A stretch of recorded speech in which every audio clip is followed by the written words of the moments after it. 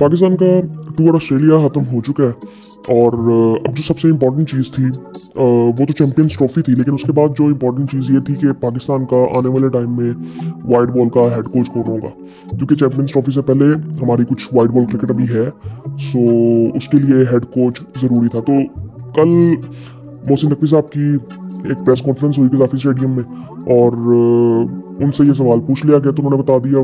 ज़ाहिर बात है कोई फॉर्मली उन्होंने नहीं कहा, लेकिन वो उन्होंने वहाँ पे बता दिया कि ये चेंजेस होने वाले हैं। और आज भी मैं देख रहा था कि कुछ बैटिंग कोच के बारे में कुछ न्यूज़ आई हैं और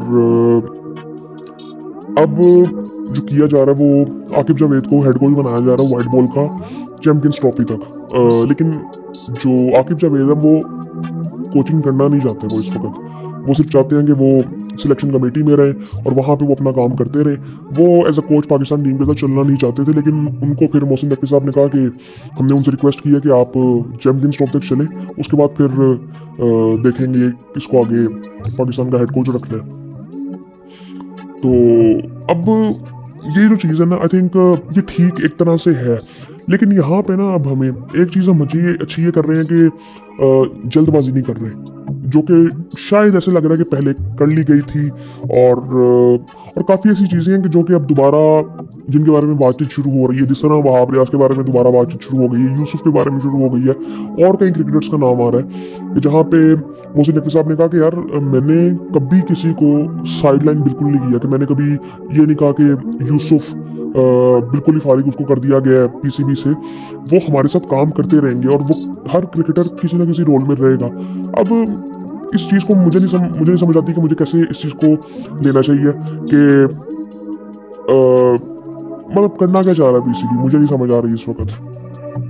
सो मोहम्मद यूसुफ के साथ भी काम आई थिंक वो करना चाह रहे हैं मोहम्मद, और आई थिंक वहाब रियाज के साथ भी उनका भी कोई रोल है। उनके बारे में तो सुनने में पहले ही आ रहा था कि उनको कोई पोजीशन दी जा रही है, उनका किसी न किसी तरह से कोई ताल्लुक भी बताया जाता था कि मोहसिन नकवी साहब के साथ है, लेकिन आई थिंक मोहसिन नकवी साहब उनकी पर्सनैलिटी ऐसी लगती नहीं है कि वो किसी को सिर्फ इस वजह से फेवर कर देंगे कि वो उनको जानते हैं, उनके रिश्तेदार हैं। सो ऐसा मैं नहीं समझता कि वो ऐसे करेंगे, लेकिन आई थिंक हमें ना बड़े ध्यान से अब क्लियरली बड़े सेंसिबली सोचना है कि हमें पाकिस्तान की क्रिकेट किस तरफ लेके जानी है।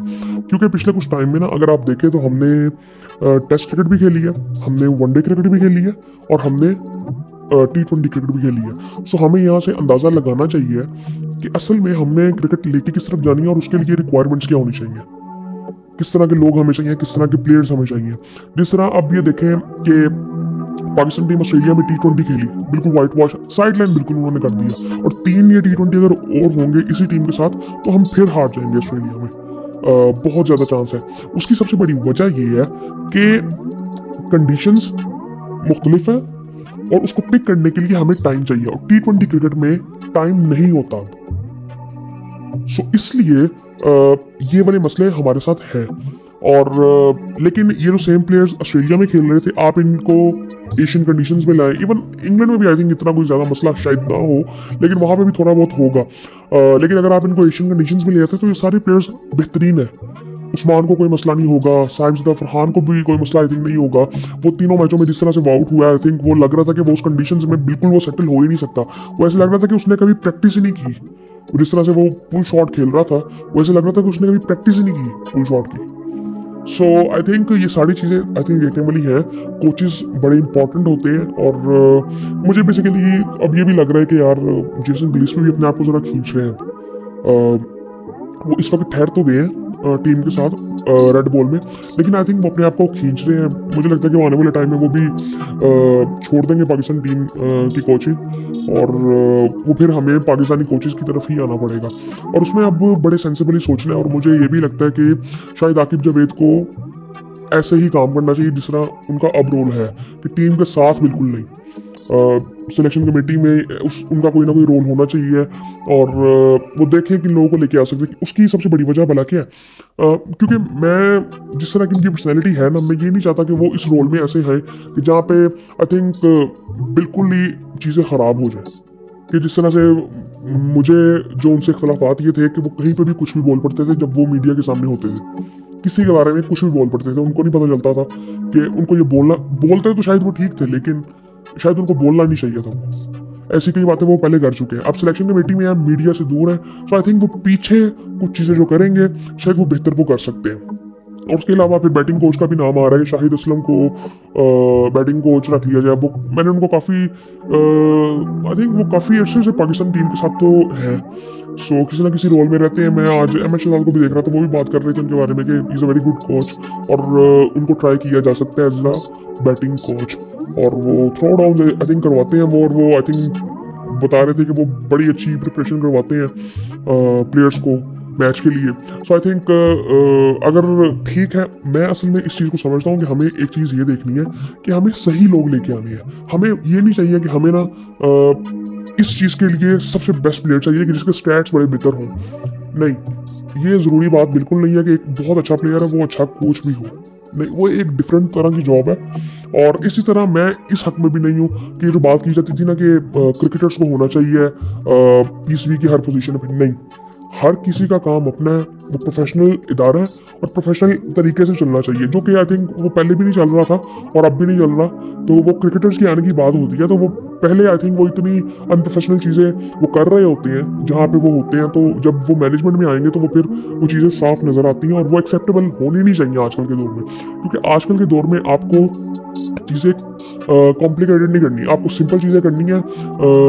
लॉन्ग टर्म का सोच के अपना विजन देखते हुए आपने किस तरह क्रिकेट को चलाना है, कहाँ पे लेके जाना है, किस तरह के लोग आपको चाहिए, आपको पता होना चाहिए। मुझे सबसे बेहतरीन एग्जांपल लगती है वो ये न्यूजीलैंड ऑस्ट्रेलिया की लगती है। इंडिया की हमें सूट इस तरह से करती है क्योंकि हमारे इर्द गिर्द कल्चर हमारा बड़ा सिमिलर है। न्यूजीलैंड ऑस्ट्रेलिया की मैं बात इस वजह से कर रहा हूँ कि ये बहुत कम लोग हैं, वहाँ पर रेवेन्यू जनरेट करना क्रिकेट से बहुत मुश्किल काम है। वहाँ पे लोग क्रिकेट को देखने के लोग पैसे नहीं देते, लेकिन वो कम लोगों से भी इतने प्रोफेशनल तरीके से काम वो लेते हैं कि वो भी उतना रेवेन्यू जनरेट करते हैं जितना पाकिस्तान करता है। सो आई थिंक ये चीज़ें थोड़ी सी ना हमें अब देखनी चाहिए। जनरली हम PCB की नहीं, हम किसी भी इदारे की बात करें पाकिस्तान में, वो चीज़ें ऐसे ही चल रही हैं। तो जो कि आई थिंक मैं हमेशा कहता हूँ कि जिस तरह के मुल्क के हालात होती है ना, आपका हर इदारा उसी तरह से चल रहा होता है, वो रिफ्लेक्शन आपकी हर जगह पे नजर आ रही होती है।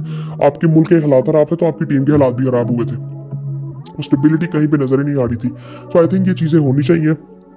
उसके अलावा आई थिंक ठीक है, ये अच्छी चॉइस हो सकती है।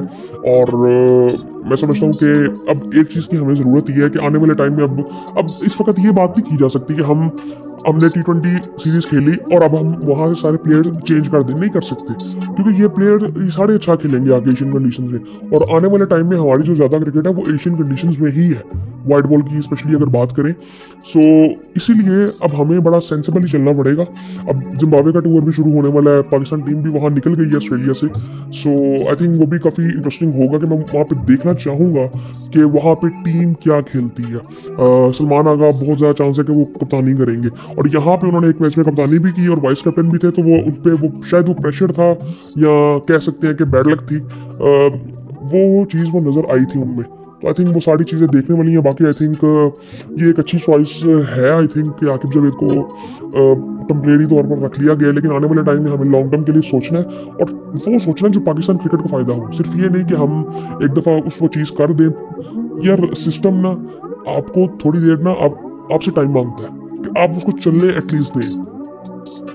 सो हमारे यहाँ पे ना टेक्निकली मसले बड़े ज़्यादा हो जाते हैं। टेक्निकली मसले तो वो तो होते ही होते हैं, टेक्निकली भी हो जाते हैं कि जी हमें स्ट्रेटजीज बनानी नहीं आती, हमें पता नहीं है कि अपना विजन अचीव कैसे करना है, किस तरह के लोग चाहिए, वो कौन सा बंदा है कि जो काम ये कर सकता है, हमें ये पता ही नहीं है।